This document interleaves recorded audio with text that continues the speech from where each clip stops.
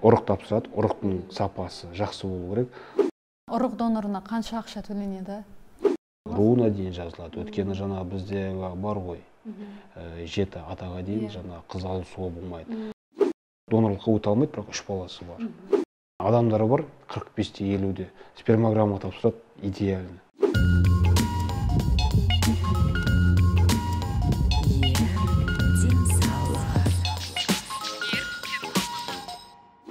Сәлем достар, бұл Ер денсаулығы жобасы және оның авторы Шырақ Байназар. Бүгін бізде қонақта уролог-андролог Арман мырза.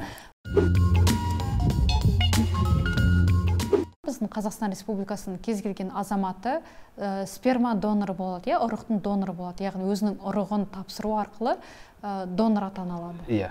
Ол қалай өтетін нәрсе? Мысалы, белгілі бір критериялар бар ма? Мысалы, сіздің бойыңыз мұнша болу керек, салмағыңыз мұнша болу керек, ауруларыңыз болмау керек деген сияқты. Жоқ, критерия болғанда, осының қатты критерий жоқ. Тек жаңағы адам келген кезде аузы қисық болса, құлағы қисық болса, онда кісілерден де алмаймыз ғой. Егер фенотипически нормальный строение дейді, нормостеник болу керек. Жасы жаңа 30-ға дейін болады. Егер үйленген болса 35-ке дейін допустимо, егер балдары болатын болса. Ол кезде жаңа спермограмма тапсыртамыз. Бірінші жаңа андрологтан өтеді, андролог дәрігерде. Андрологтан бүкіл несін қарап шығады. Жұмыртқаның көлемі жақсы ма, басқа жаңа дүниесіне тер аурулары бар ма, жоқ па. Одан кейін, егер бәрі жақсы болатын болса, біріншілікті біз оны спермограммаға жібереміз. Спермограммаға жібергеннен кейін оны жаңа криотолерантность дейді, заморозкаға шыдай ма, шыдамай ма, соны тексереді. Спермограмма тапсырғаннан кейін өзінің перечень бар.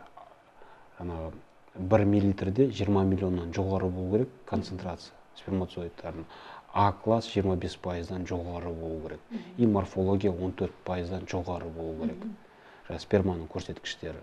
Егер сол неден өтетін болса, кейін екінші этап біз донорды бүкіл вирус, инфекция, ВИЧ, сифилис, гепатит, бүкіл қандай инфекция бар, хромосомный патология, соның бәріне тексеріп шығамыз. Егер ол жақтан бәрі таза болатын болса, ол үшінші этап уже донор ретінде уже бола алады. Ол сырттан келген адам болатын болса, сен бұл донор боласың деп айта алмаймыз. Оны тексересіздер әуелі. Ұрық тапсырады, ұрықтың сапасы жақсы болу керек. Сосын барып инфекция, вирустарға тексереміз. Содан уже өткеннен кейін уже үшінші этап ол донор ретінде болады. А егер біріншіліктен тапсырған спермограммасы активность төмен болатын болса, ол кісі уже болды. Бірден уже донорға бола алмайды ол кісі. Жалпы сперма донорына, ұрық донорына қанша ақша төленеді? 20 мыңнан 30 мыңға дейін. Бір реттік ұрығы. Бір реттік ұрығы. Ал бір адам бірнеше мәрте ұрық доноры бола ала ма? Және сізде ондай, мысалы, базаларыңыз бар ма? Мына кісінің спермасы өте жақсы сапада, ол кісіні жазып алып, және керек кезде... Банк сперма бар ғой. Банк сперма бар, ол тапсырылғаннан кейін біз қатырып қоямыз. Қатырғаннан банк сперма деген бар. Ол кісіде анкета болады. Аты жөні ешқандай болмады, ол жерде нумерациясы болады, и қай ру, ұлты қандай, бойы қандай. Руына дейін жазыламыз? Руына дейін жазылады. Өткені жаңа бізде бар ғой, 7 атаға дейін жаңа қыз алысуға болмайды. Даже келген адам болатын, руына дейін бәрін біліп отырады, қай жерде, қандай, несі бар. И кішкентай кезіндегі суреті, кішкентай кезінде қандай болды. И дауысын диктофонға жаздыртып алсақ та болады. Қазіргі дауысы қандай екен, оны да естісе болады. Бірақ қазіргі түрі қандай емейді, оны тек описание береміз. Допустим, там каре, көзі мынандай, бойы мынандай, бойы ұзын, сымбатты жігіт деген сияқты. Донорлыққа 10 адамның 1-2 ғана өтеді. Қалған 7-8 өтпейді. Көбіне қандай көрсеткіштер бойынша өтпей қалады? Активность төмен. Активность төмен. Бірақ активность төмен деген ол бедеулік деп айтылмайды ол кісіге. Просто донор ретінде болмайды, бірақ болашақта ол үйленіп, ондай көрсеткіштер өзі бола алады, баланы жоспарлайды. Попыткалар арқылы, баланы жоспарлайды. Бізде көбінесе қателесетіндер не ғой? Донорлыққа болмайды, қазір аз деген өзінде параметрлер бар. Сол параметрден төмен болса, уже донор бола алмайды.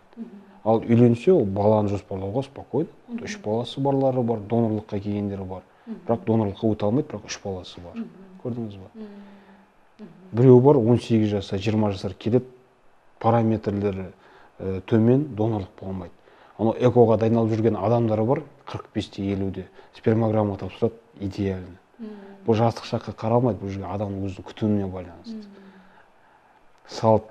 Салтына байланысты деймін, қалай? Өмір салтына байланысты, ұстанымына байланысты.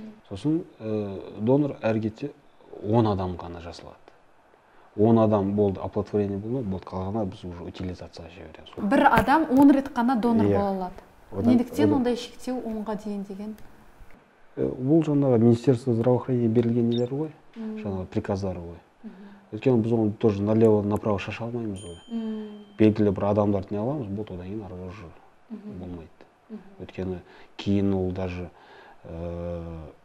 енді білмейміз ғой, инцест болуы мүмкін, басқа болуы мүмкін, сондай мәселелердің бәрін алдын уже ойланған нәрсе, шығарылған үкім бойынша уже жұмыс істейміз. Осы инцесттің алдын алу мақсатында қандай да бір нәрселер қолданған ма? Осы программа бойынша мысалы? Тек 10 рет? Жоқ, бұл жерде жаңағы инцест болмау үшін жаңағы біз бөлеміз, мынандай рудан, ішінде қандай, мынандай. Уже адам уже білген кезде қарап отырады ғой содан. Ал кейінгісі уже ата-анаға байланысты, ол жаңа айта ма балаға, ол уже ата-ананың жауапкершілігі. Біздің жауапкершілік уже баланы ұрықтандырып, жүкті болғаннан кейін уже жауапкершілік уже есіктен аттағаннан кейін уже ата-ананың жауапкершілігі артады ғой жерде. Біз уже оған ештеңе айта алмаймыз ғой. Бұл жерде біз ол кісіге, мына кісі донор қолданды деп оны біз айта алмаймыз. Ол жерде бізде врачебная тайна деген бар. Егер оны айтсаң, ол кісі бізді по-любому алып жүреді. Пациенттер келгенде белгілі бір талаптармен келе ме? Мысалы, осындай болса деген сияқты, соған сай сіздер тауып бересіздер ме ұрықты? Иә.